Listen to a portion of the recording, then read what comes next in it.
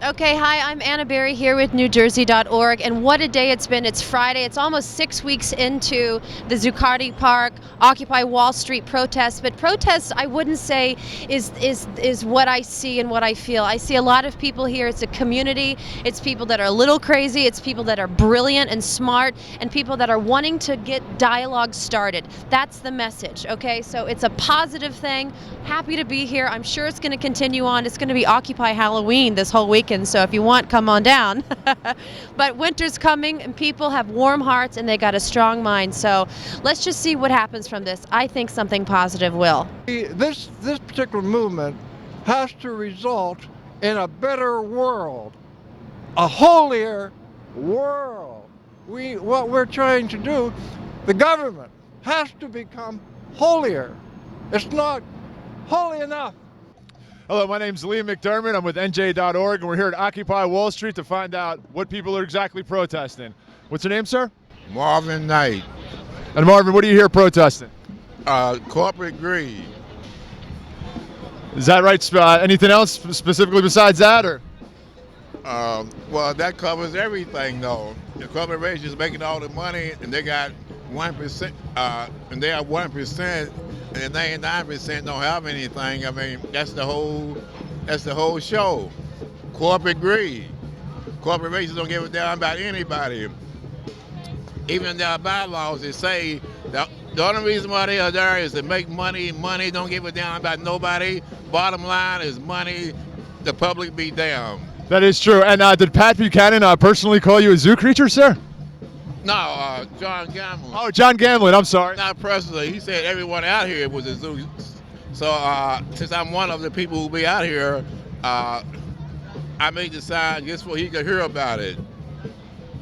Hi, I'm Jamie Adursky with NewJersey.org.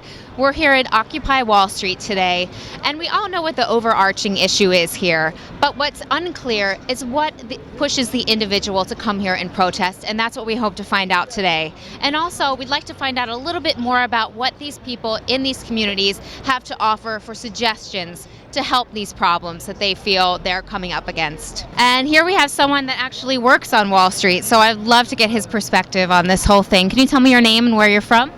I'd like to just say my name is John. I can't really give out where I work. I'm from New York City. Okay, great. And so why specifically are you here? Well, I think that the group that's here basically is in the moral right. I think there's a moral responsibility to be here. I think there's a lot of injustice, economic injustice in this country. And in the last 10 years, it has deepened to a point where there's a crisis, a national crisis, as well as an international crisis. And I think the people here basically are standing up on the side of what's morally correct. And I know that you don't want to tell us where you work or anything like that, but would you consider yourself one of the 1%? I'm not one of the 1%. There's a lot of people who work on Wall Street who are not in the 1%. And I think that's something that a lot of people may not realize, that a lot of people working on Wall Street, they're not all the CEOs. They're hardworking people just like you and me. Well, I can tell you as an employee on Wall Street that there's a surprising number of people that do support this occupation. And so why have more of them not come out? Well, I would ask the same question to the middle class. I think these numbers should be much larger, and I wonder why the middle class hasn't been responding. And I think to a certain extent people are afraid. So you think people are afraid of just the repercussions of what people are going to think, or just... And I think people are afraid of losing their jobs, and I also think that with all we're seeing on TV, they're also a little bit afraid that the police have been a little bit violent towards protesters, so that keeps people away. And so do you think that the media plays a role in scare tactics, keeping people away from this type of... Well, I wouldn't say that they're employing scare tactics, but I think that they're continually misrepresenting the demographics here. I see a lot of senior citizens here. I see hard hats. I see ex-military personnel here. You see people like me who are middle-class executives. They keep trying to make it out like this is a bunch of disenfranchised hippies. And I don't think that's the case. When you walk around, you see a lot of people, especially senior citizens, who are basically hanging by a string financially. It's heartbreaking, and I stand with them. And I understand what you're saying, why you're here, but what specifically has brought you here? How has this problem touched your life specifically, rather than just on the whole for everyone, for you? Well, my financial family has also suffered financial difficulties. I was unemployed for about 6 months, and now I did find work. But I know how difficult it is for my peers in my age group to find work. The jobs are just not out there, and the corporations are sitting on trillions of dollars of assets, and they don't want to hire. So, I think we need a change in the system. I think we need to bring back Glass-Steagall. We need to regulate the banks. We need to separate the investment houses from the banking industry. And I think we need to make it lucrative for people to hire people again. Okay, great. Well, thank you so much for talking with me. It's great to get your perspective. Me, like a lot of people out here, I have this really growing sense that the government's really not listening to the majority of its citizens anymore.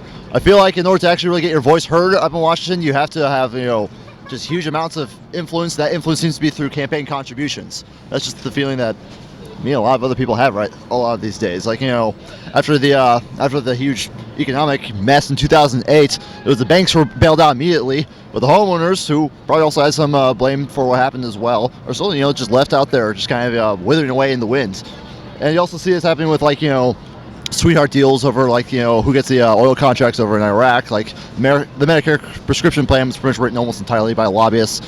The healthcare reform was so bogged down by lobbyists and special interest groups that the people out there like us who have no money whatsoever really it doesn't feel like we have much of a say in what's going on anymore. And so that's kind of where the whole idea of the 99% comes from, is that 99% feels like they don't get a say in what's going on up in Washington right now. I'm Hope Laxak here at Zuccotti Park, where it's day 42 of the Occupy Wall Street movement. So many say that there isn't an actual purpose, but there are folks here who believe differently. Oh, sir, can you tell me your name and where you're from? Well, I'll say that my name's Garth and I'm from Illinois. And why did you feel it was important to come here to New York City to be part of Occupy Wall Street? Well, we dropped out of society years ago, my girlfriend and I, that are staying in this tent, and we were just waiting for something like this to happen, and as soon as it did, we came here as soon as we could. And why do you feel that you identify with the Occupy Wall Street mission? Well, I haven't felt like things are right for a long time, and that's why I just got rid of everything I owned years ago and started traveling with a backpack and made money however I could. A lot of times I didn't have any money at all, and I just wrote about the experience of having nothing and hope to inspire other people. And what type of solidarity have you found here down here? We actually just got here 12 hours ago. We just got off the train, so we're just learning ourselves about it. Well, good luck. Thank you so much. Thank you. Good luck.